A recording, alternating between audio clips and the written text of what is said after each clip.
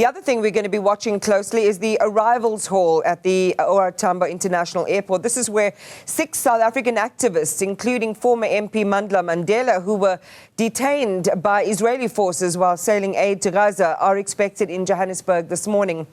Their vessel, which was part of the Global Summit flotilla, was intercepted in international waters. They were among the last activists released through Jordan on Tuesday. And Qaanitah is live for us from the airport. Qaanitah, good morning.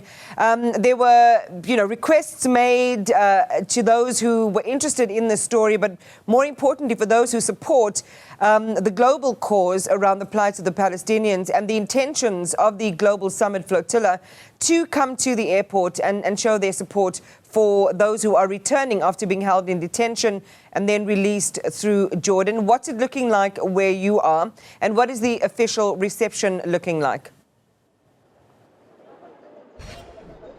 Well, still quiet when it comes to supporters and family members of the 6 activists who are set to come out through the doors behind me just before 10 a.m. this morning. We've been tracking the Qatar Airways flight that is carrying those 6 activists from Jordan. It's about just under 2 hours away, and it will touch down at 9:35 expected, and they should be out of those doors at 10 a.m.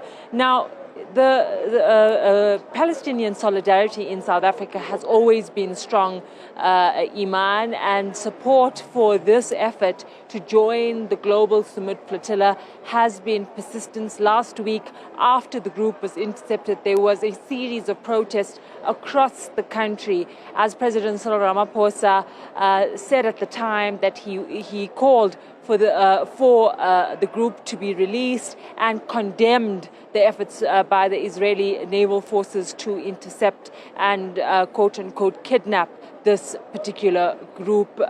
Now, we spoke to the South Africa's ambassador to Jordan. She was one of those who received the group in Jordan. There were a lot of concerns from family members about their health. I spoke to Dr. Tayo Suleiman, who is the husband of Dr. Fatima Hendricks, one of the members of the Summit flotilla. He was concerned about their health. They had heard stories from other participants who were released in Turkey and in Athens, Greece, about ill treatment. But South Africa's ambassador to Jordan, Tselani Mokoena, told me that when she met them yesterday, the group was in high spirits. They did not complain of any ill health. Let's take a listen to what she said.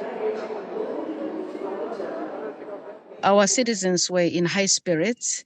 They were quite happy to see the mission.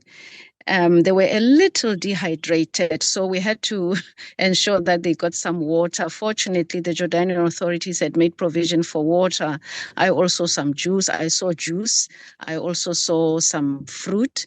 So they were really well taken care of. We subsequently put them in their buses, not in their buses, in vans, minivans. They had procured the minivans themselves. They had also procured tickets.